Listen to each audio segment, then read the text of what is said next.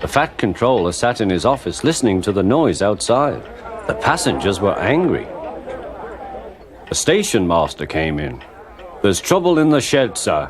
Henry is sulking, there's no train, and the passengers are saying this is a bad railway."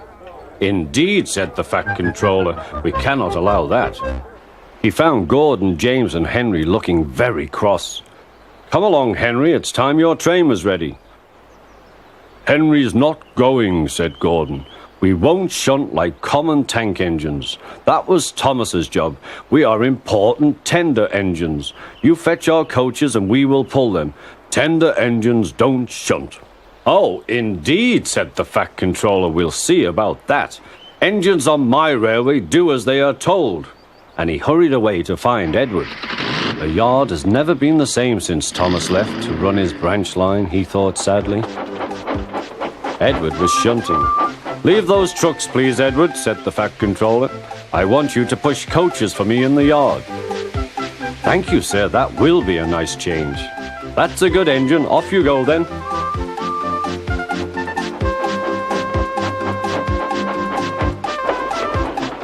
So Edward found coaches for the 3 engines, and that day the trains ran as usual. Next morning, Edward looked unhappy. Gordon came clanking past, hissing rudely. "Bless me," said the Fat Controller, "what a noise." "They all hiss me, sir," answered Edward. "They say tender engines don't shunt, and last night they said I have black wheels. I haven't, have I, sir?" "No, Edward, you have nice blue ones, and I'm proud of you. Tender engines do shunt, but all the same, we do need another tank engine here." He went to a workshop and they showed him all sorts of engines.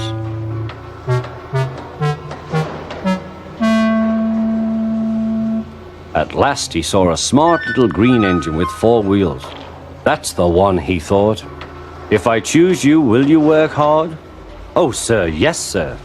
"That's a good engine. I'll call you Percy." "Yes, sir, thank you, sir," said Percy, and the Fat Controller brought him back to the yard. "Edward," he called, "here's Percy. Will you show him everything?" Percy soon learned what he had to do, and they had a happy afternoon.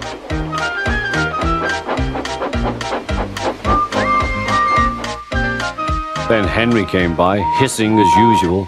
"Shee!" went Percy. Henry jumped and ran back to the shed. "How beautifully you wheeshed him," laughed Edward. "I can't wheesh like that." "Oh," said Percy, "that's nothing. You should hear them in the workshop. You have to wheesh loudly to make yourself heard." Next morning, Thomas arrived. "The Fat Controller sent for me. I expect he wants help," he said to Edward. "Shh, here he comes," replied Edward. "Well done, Thomas. You've been quick. Listen, Henry, Gordon, and James are sulking. They say they won't shunt like common tank engines, so I have shut them up and I want you both to run the line for a while." "Common tank engines, indeed," snorted Thomas. "We'll show them." "And Percy will help too." "Oh, sir, yes, sir, please, sir," answered Percy. Edward and Thomas worked the main line, greeting each other as they passed by. Percy puffed along the branch line. Thomas was anxious about Annie and Clarabelle, but both driver and guard promised to take care of them. There were fewer trains, but the passengers didn't mind. They knew the 3 other engines were having a lesson. Gordon, James, and Henry were cold, lonely, and miserable. They wished now they hadn't been so silly.